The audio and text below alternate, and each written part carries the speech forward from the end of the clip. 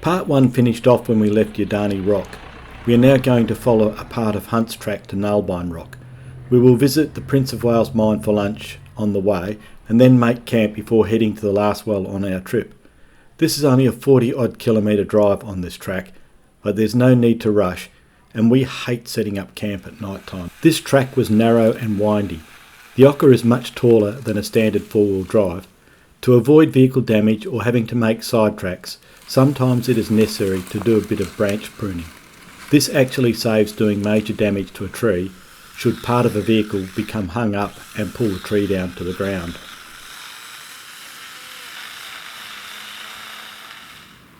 Rockhampton. Yeah, okay. It's still Queensland. Yeah. We were also surprised to find old tin cans at this spot as well, after only a kilometre or so from Yadani.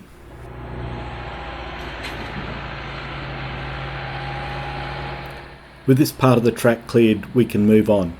We found it a very windy track and the going was not easy, with many sharp bends and turns.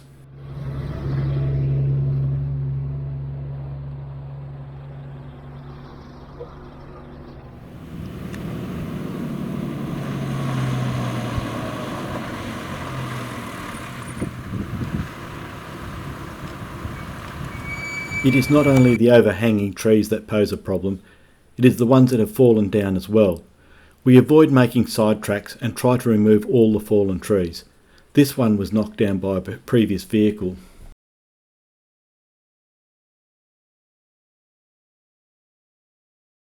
This is an example of the winding nature of the track. There were many dead trees and bushes on this section, some of which we had to clear from the track. The bull bar is useful to knock them over, but we still have to get out to remove them from the track.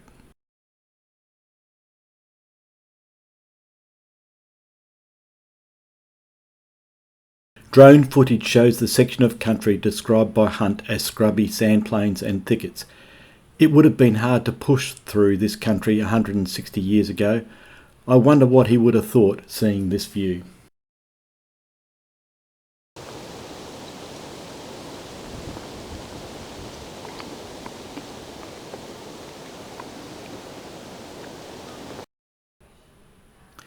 It's not until you get above in the sky with the drone that you see how really isolated we are. It is only just possible to see where the vehicles are parked after we've flown over the mine. A Walker's whiskey bottle from Kilmarnock. I think that's in Scotland. I think I've found one of these once before up in Port Hedland. I don't know, but this is an old bottle. We're at the Prince of Wales mine now. It's abandoned, has been for a while. There are some modern rubbish things here, piles here, but it looks like most of it's pretty old.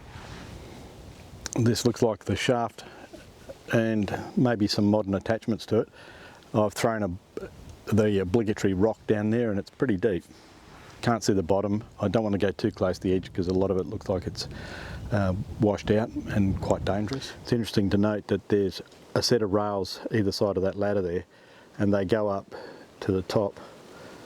And around about this point here, they are captive, or they catch the wheel so they don't ride off, and the ore truck is dumped into that area behind the corrugated iron.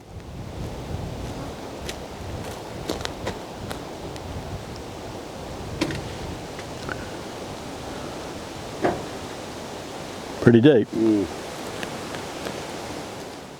There were a lot of these spider webs in the bush. We haven't seen these ones before. It is late afternoon, at least for us. We have found a good campsite for the evening, so we pull off the track to set up before it gets dark. This makes camping a much more pleasurable experience. And we have the chance to fossick around an old woodline camp.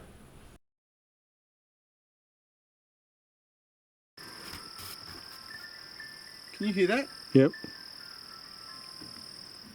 It's not the cup. What is it? It's a Whippy van. Mr. Whippy! Whoa! I want an ice cream. Come on. Fucking ice cream. Whippy ice cream. Look.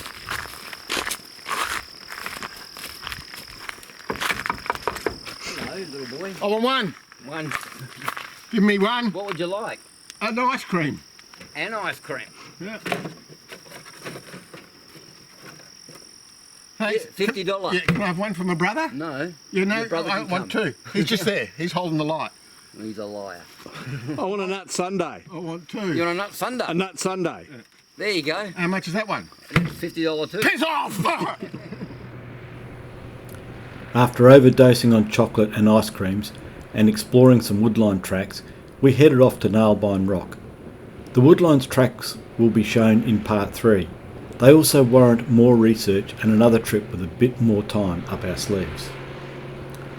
It is hard to believe that this water at Nailbine Rock was discovered by H.M. Lefroy in 1863 and the well being improved by C.C. Hunt a year later. It was also vital to Alexander Forrest in 1871 and others in 1888, 89 and 90. But this was also used by Bailey and Ford in 1892, the year they found gold in Coolgardie, and then by thousands flocking to the resulting gold rush.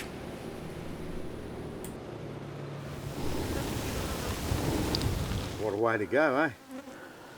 Where'd he go? Down.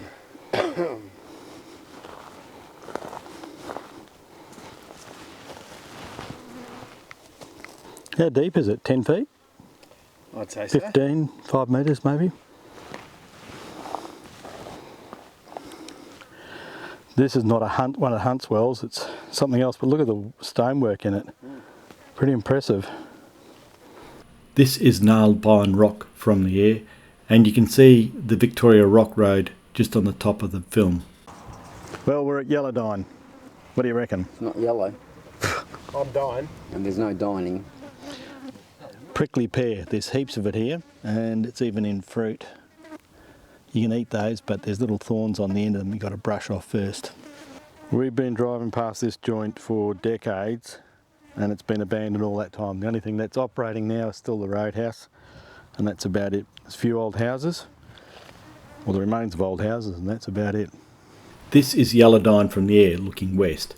The old town site has gone, with just a couple of old buildings remaining and the 2 railway dams, both of which had a good lot of water. And clearly visible is the Mundaring to Kalgoorlie pipeline. Yellowdine Rock is typical of the early WAGR water catchment systems, with water captured on the rock and funnelled into the dams by extensive channels. Over that side you can see the flume where the water came in from the rock. On the way from Southern Cross to Kalgoorlie, there were a number of these little towns that were built to supply water for the steam locos. Obviously Southern Cross, then Yellowdine, Karalee, Barabin, Woolgangi and then Coolgardie before we got into Kalgoorlie. All had dams and infrastructure like this, and all fed from rocks that were somewhere in the bush just over there. And there was water catchment around the rock that fed into a flume similar to the one back here, and that forced the water into the dams that was then pumped into the locomotives. So obviously no maintenance was done, but you can see the amount of work that's occurred to build this flume. There's quite a lot of rock work that's been laid down. It's all been undercut by the water, and this is actually the overflow from the main dam, which is just here, and at one point it could have been fairly deep. And this is the inlet to the main dam, and it goes up a channel that divides and goes 2 ways to capture the water from the rock. It's homeward bound now. Our morning routine is still not rushed. The Echo Billy is on for a coffee or two while we slowly pack up our gear, ready to head off. I have kept the woodline section till last. You will have to keep an eye out for its release. There was a lot of walking to find the old railway tracks. We found some very old bottles, but that story is for another time. Also keep an eye out for another story on the Perth Hills woodline tracks and mills coming soon.